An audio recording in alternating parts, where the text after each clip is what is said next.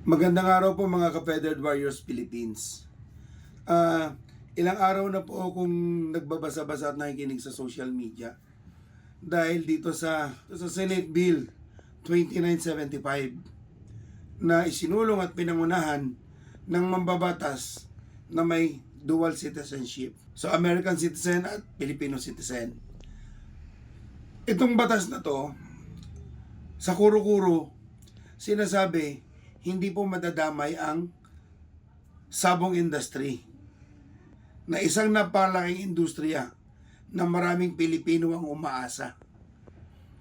Paalala ko lang po dito sa sabong industry, marami po dito hindi nakapagtapos ng elementarya pero nakapagpatapos ng kanilang mga anak. Merong doktor, nurse, attorney, police, etc. etc. Ito po yung industriya na to na sinasabing hindi tatamaan sa Senate Bill na ito na isinulong ni Senator Grace po. Pero nako-confuse po ako. Nabasa ko po yung Section 20. Pinatingin ko po sa kaibigan natin si Attorney Art De Castro. Whether we like it or not, tatamaan po ang sabong industry dito. Mahirap po pag ito ay nakalusot. May isa na naman po ang sabong industry. Ako po si Attorney Arturo M. De Castro, ang may-ari ng Thunder Bay Game Farm.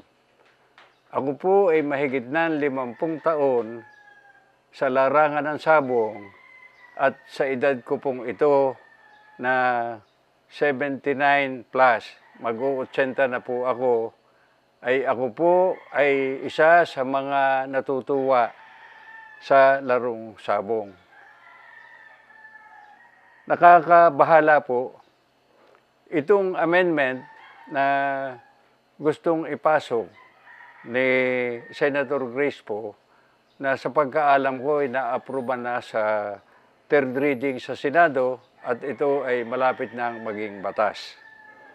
Ang nakakaalarma po dito ay kahit sinasabi o hindi tinutukoy ang sabong, sabong lang po ang tinatarget ng batas na ito dahil ipinagbabawal na po ang cruelty to animals, cruelty to dogs, to cats, and cruelty to all animals. Except animal fights that are regulated by law or by regulation. Ito pong sinasabi sa batas na ito ay magbabawal pati sa sabong. Sabong po ang tinatarget nito.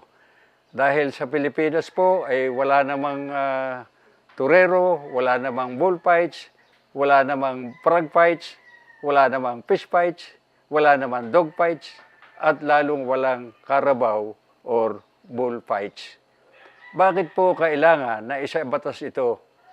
Ang tinatarget po dito ay sabong. At tayo po ay niloloko. We are being fooled by this bill. Ito po, babasahin ko kung ano ang sinasabi dito ng Section 20.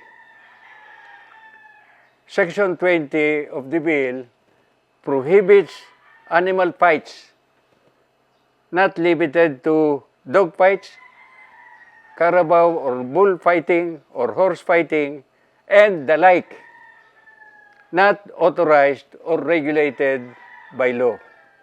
Yun pong exception, regulated by law, ay hindi po pwedeng manaig sa layunin at the purpose or goal or intention in passing the amendment na ipagbawal ang sabong. Dahil sabong po lamang ang umiiral na animal fight sa Pilipinas. At yung pong sinabi na hindi naman nangyayari, dog fight, fish fight, animal fight, falling under animal fight, yung po ay example lamang. Sa mga abogado, ay ito po ay hindi ihusdim generis. Hindi po limited only to those mentioned sapagkat ang lingwahe po ng batas ay such as, meaning example, and sinabi pa, and the like, ay hindi ho ba animal fight ang sabong? Ay yan lang naman ang umiiral at legal dito sa Pilipinas na gustong i-criminalize. Tayo po ay niloloko ng batas na ito sa pagsasabi na not authorized or regulated by law. Dahil po, ang layunin ng batas ay ipatigil ang sabong kamukha sa Amerika. Dahil kung ito po ay papasa, ay ito ay katulad ng batas sa Amerika na bawal ang sabong because this is considered as cruelty to animal. Because in sabong, the cocks that are pitted against each other are fighting to the death. And that will fall under cruelty to animal. The only thing why sabong is legal now is because we have a cockfighting law. We have cockfighting as a national sport and cultural heritage since time immemorial before the coming of the Spaniards in 1521. And that was continued during the American time and all the way to the present time because there is a cockfighting law even during martial law, and until now cockfighting is regulated by the local government code. Sa mga tumuwid, yung batas na yan, huwag tayong palinlang. Yan po ang tinatarget ay ang cockfights, ang sabong. At bakit po naman ipagbabawal yan? Ay iyan naman ay kinagis na ng ating mga kabataan, generation after generation, at yan po ay ikinatutuwa. It is a thrilling game. It is a game of wit, game of hard work, game of honor, glory, and fortune. At di yan po nakikilala ang pagkamaginoo ng mga Pilipino na tayo ay nagtitiwala sa sinyasan lamang ay hindi tayo nanloloko at tapat pong nagsasama. Ang mahirap at ang mayaman ay pare-pareho at pantay-pantay ang tingin at paggalang sa kapwa. Ang sabong po ay pagalingan ng manok, hindi po paramihan ng pera. At kapag iyan ay ipinatigil dito, it would be a kiss of death to the politicians who will advocate banning cockfighting in the Philippines. Sapagkat ang mga umaasa po ng livelihood sa cockfighting ay overwhelming super majority of the Filipinos. Ang mga breeders, ang mga trainers, mga handlers, mga cockpit operators at mga tauhan sa cockpit, ang manggagawa ng tari, ang gumagawa ng feeds, mga feed suppliers, at saka medicine, ay bukod po diyan sa mawawalaan ng hanap buhay, ay mawawala na po ang ating pang-alis ng stress. Sapagkat ang sabong po can sublimate loneliness, can sublimate ay bad mood.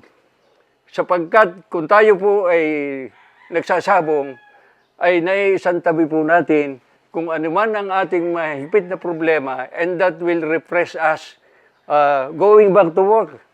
At nagiging matiwasay at ang ating pag-iisip, matapos tayo makapag-aliw sa sabong, ay tayo ay nagiging malakas at matalino at hindi lamang po yan. Mayroon pong isang paniniwala na ang mga sabong ay philosophers. Dahil po kahit manalo, kahit matalo, ay pareho po ang aliw at tuwa. Ang galak at saya ay pareho. Dahil po yung natatalo ay natutuwa, naniniwala sila sa good karma na pag natalo sa sabong ay suswertihin sa negosyo, suswertihin sa pag-ibig.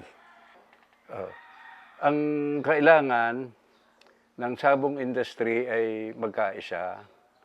Tayo ay makiusap na pag-aralang mabuti at dumaan sa isang referendum ito kung ito ay kagustuhan ng nakararami ng sambayanang Pilipino upang sa gayon ay huwag bigla na lamang maputol ang ating pinagkakaaliwan, lalo na ng mga mahihirap sa mga malalayong lugar at sisirain ang ating cultural heritage na ang bawat bayan natin ay may sabungan. At kung iyan ay aalisin, ay mawawalan ng aliwan ang nakararami, lalo na ang mahihirap. Tayo po ay isa-isang tinig natin doon sa ating mga kababayan na hindi gustong iyan ay mawala, na ang ating pagtutol ay ating ipaabot sa kinauukulan, mga legislators, at kung sakali po na iyan ay hindi natin gusto, ang taong bayan po ang masusunod. Huwag nating iboto. Atin pong ipatalo ang mag-a-advocate ng pag-aalis ng sabong sapagkat malaki pong livelihood ang sisirain niyan at pahihirapan ng mga Pilipino sa buong sambayanan, sa buong kapuluan ng Pilipinas. Marami pong salamat.